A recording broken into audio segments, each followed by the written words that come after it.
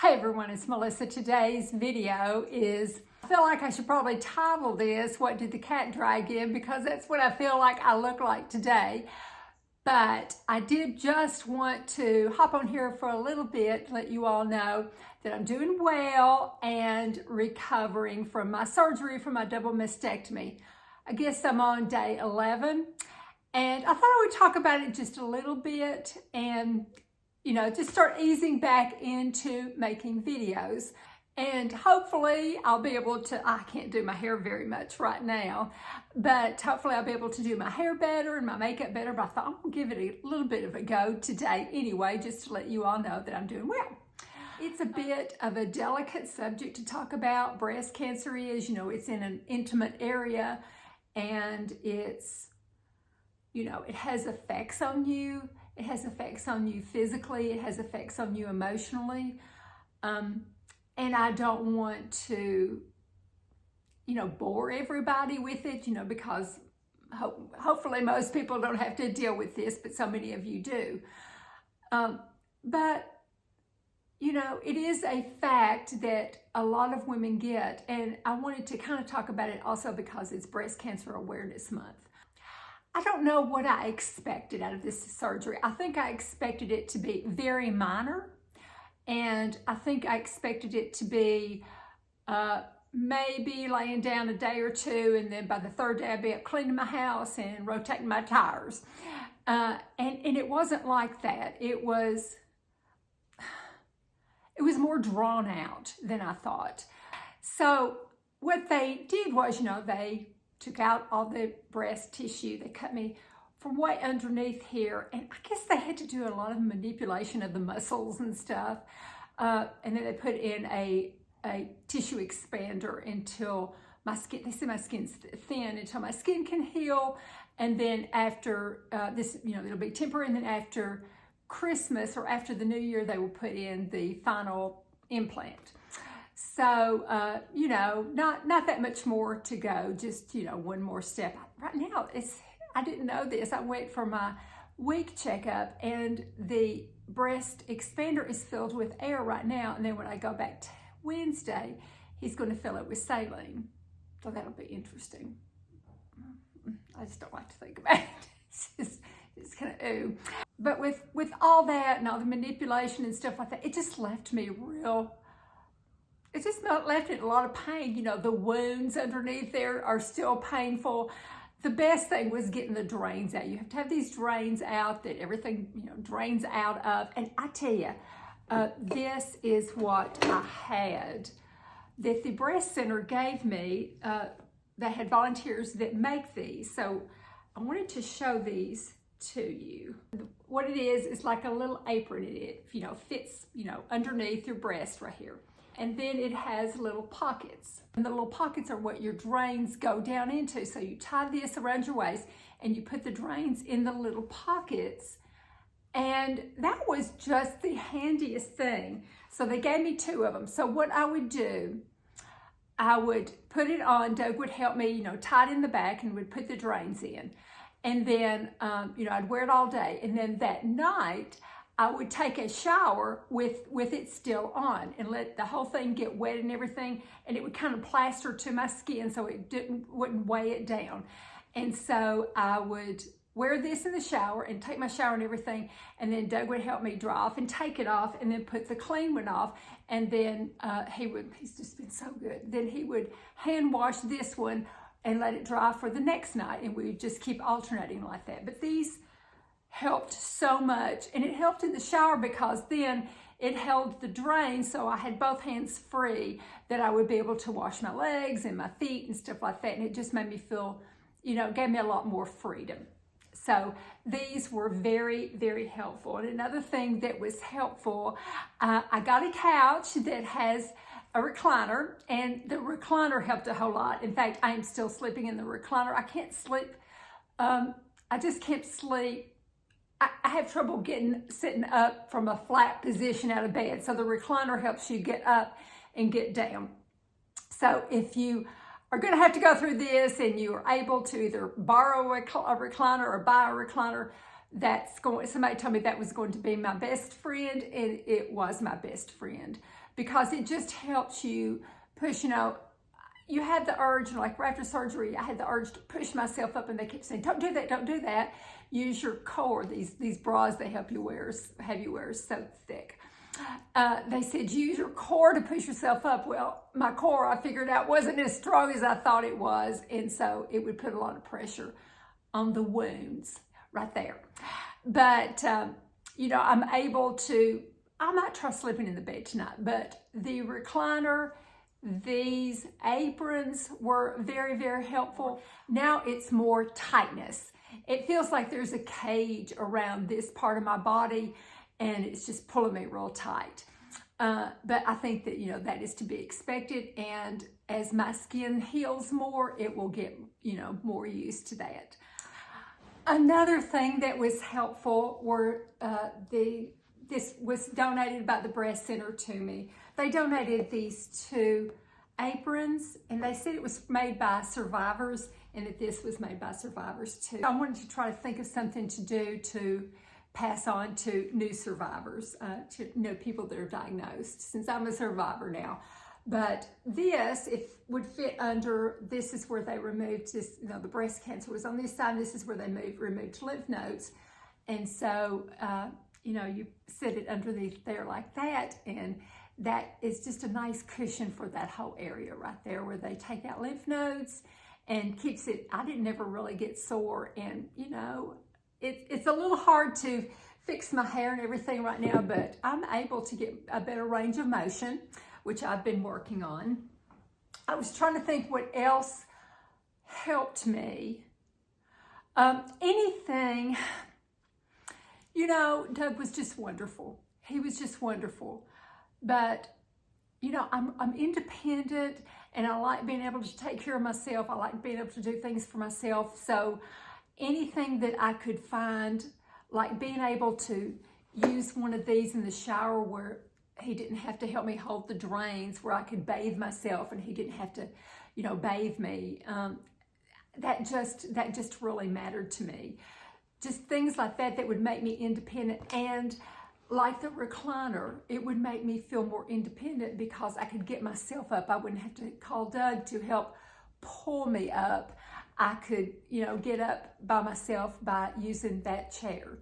And just anything like that I could think of that would make me feel a little more independent really helped me a whole lot. So, but beside my chair, my recliner, I had my, I had a little clock that I could see. And this really helped me too. And then I had a pad of paper. And what I would do is, when it was time for my medication, I would see it on my clock that it was time. It was 4 o'clock. It was time for a muscle relaxer. So I'd write 4 o'clock, muscle relaxer. That way I would know that I had taken it. If I got to wondering later, did I take that muscle relaxer? Well, I better not take another one. That might be too much. I would have had it written down. So having a pad and pencil beside you to write things down really mattered.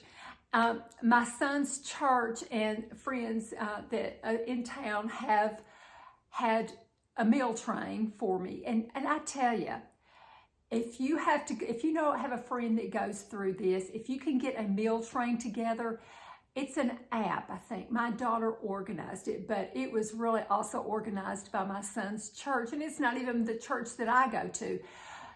My son's church just, he's away right now becoming a pastor to come back to this church. Well, this is his mom. We're going to take care of her. And so they surrounded me with all this love.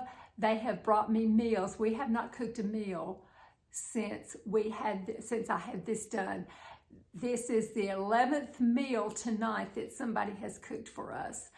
That has made all the difference. And Kristen 321 before, she has cooked a meal that I brought back and I've got frozen so that when the meal train is over with, I will have Kristen's meal.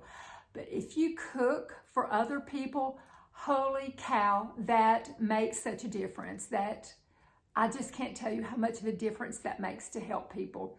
It really, really does. And so anytime you can volunteer to help someone with a meal train, be sure that you can do that. I'm going to always make sure that I volunteer now to help others with at least a meal. So that was very helpful. Yeah, that's about it. Those are just a few thoughts. I didn't have any notes or anything off the top of my head of things that, you know, got me through this and that kind of helped me. So I kind of wanted to pass them on in case people were going to be going through the same thing. The recliner was a big thing, and the aprons for the drains were a big thing. And the meal trains. Those were all really, really big things. But I wanted to take this opportunity. So many of you have sent me cards and letters and presents, and I think I'm all caught up on my thank you notes. That's another thing that I did.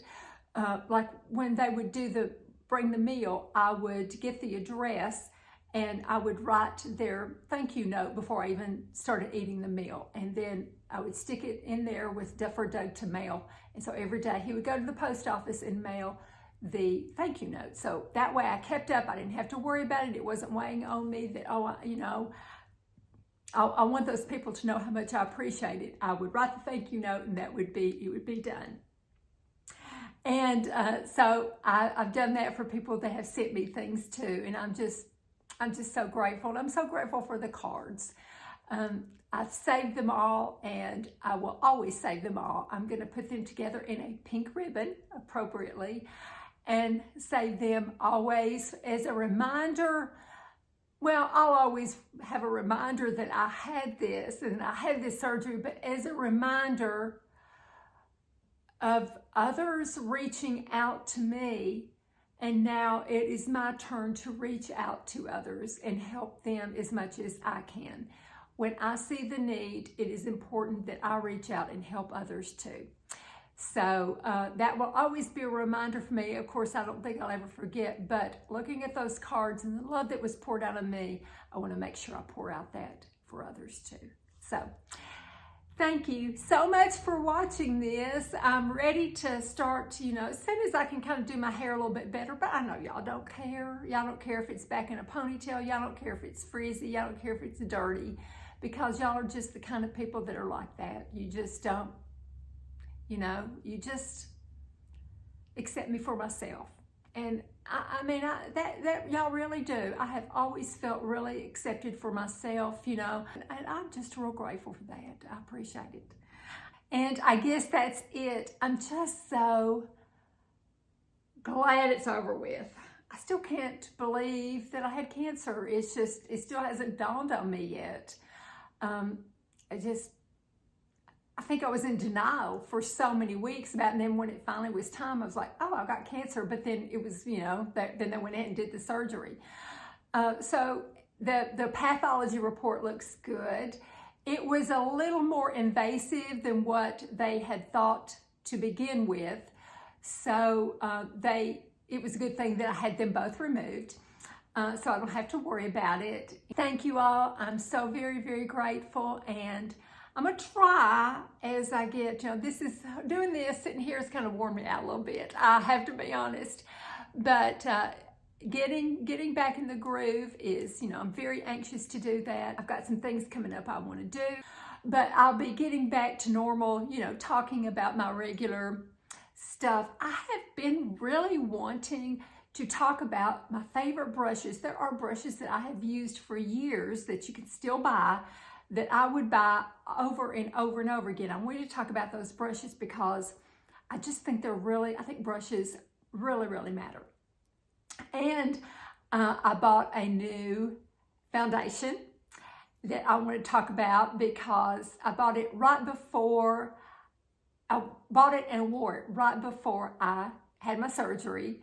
And it's House Labs.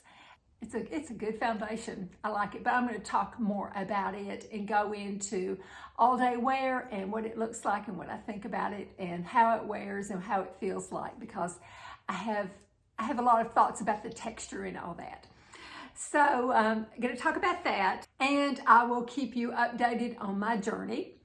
talk about decorating. I'll be talking about decorating for Christmas. Looking forward to doing that when I can. Well, when the time comes. I'm not quite ready for that yet. And, getting back into my regular clothes again and stuff. I'm looking forward to that. I got out a long sleeve little t-shirt. Little t-shirts right now are the most comfortable, little cotton loose. These little t-shirts, with the kind of off the shoulder, they're the most comfortable things for me right now because they're big around the neck and I can just kind of tuck them into my bra. But so thank you so much for watching this. I sure do appreciate it. I hope y'all have a wonderful, let's see, today's Sunday, a week coming up. I've got to go tomorrow to the regular surgeon and then Wednesday to go to the plastic surgeon. And like I said, he's going to take out air and put in saline. I don't like the sound of that. I don't like the sound of that at all. Okay, love you all. Thank you again. Thank you again. I mean, I can't even begin to thank you all. Love you all. Take care. Talk to y'all in a couple of days. See you soon. Bye-bye.